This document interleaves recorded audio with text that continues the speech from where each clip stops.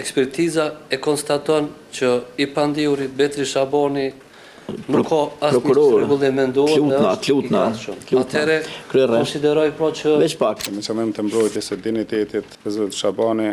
Kjo mbyllje vlen vetëm derisa të dëgjohet grupi i ekspertëve. Ekspertiza mjekësore nxorri në pas se Betri Shabani nuk ka probleme mjekësore dhe se mund të marrë pjesë në seanca gjyqësore.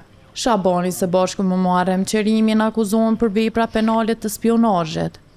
Në seancën e së mërkurës, e cila filloi me një orë vonesë, Besnik Berisha, avokatit e akuzuarit Betri Shabani, kërkoi mbylljen e seancës për publikun dhe mediat. Me qëllim të mbrojtjes së dinjitetit të Zot Shabani, plesje mbrojtjes së informatave që ligjërisht klasifikohen si informacioni privilegjuar dhe nuk mundohet në askënd pa pëlqimin e tij.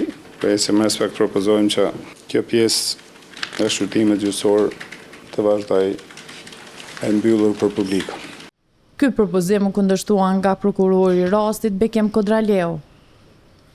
Ne kemi pranuar raportin e ekspertizës psikiatrike e kryer nga ona e 3 ekspertëve dhe nga gjetjet e saj është konstatuar, ekspertiza e konstaton që i pandihuri Betri Shabani nuk ka asnjë rregull mendor dhe është i gatshëm. Atëherë konsideroj pra që ne kundërshtoj propozimin nga se nuk ka arsye që seanca të jetë mbyllur në këtë procedurë.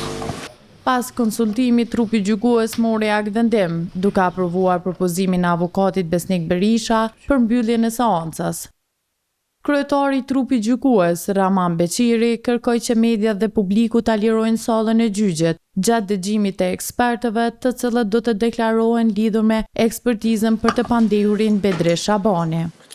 Atëherë lidhur me propozimin e mbrojtës avokatit Besnik Berisha, trupi gjykues me shumicë votave merr këtë akt vendim. Aprovohet propozimi i avokatit Besnik Berisha, ashtu që përjashtohet publiku nga kjo seancë e shqyrtimit gjyqësor derisa të dëgjohen grupi ekspertëve, të cilët e kanë hartuar raportin e ekspertizës mbi gjendjen e shëndetit mendor.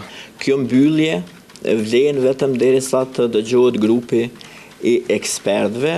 Menjëherë posa të përfundoj çështja në raport me grupin e ekspertëve, gjykata do ta hapë seancën. Betri Shabani dhe Muharrem Qerimi akuzohen nga Prokuria Speciale e Republikës së Kosovës se i kanë dhënë informacione shërbimit sekret serb lidhur me ushtrinë çlirimtare të Kosovës, masakrat në Kosovë, Agjencinë Kosovare të Inteligjencës, Policinë e Kosovës dhe Inspektoriatin Policor të Kosovës.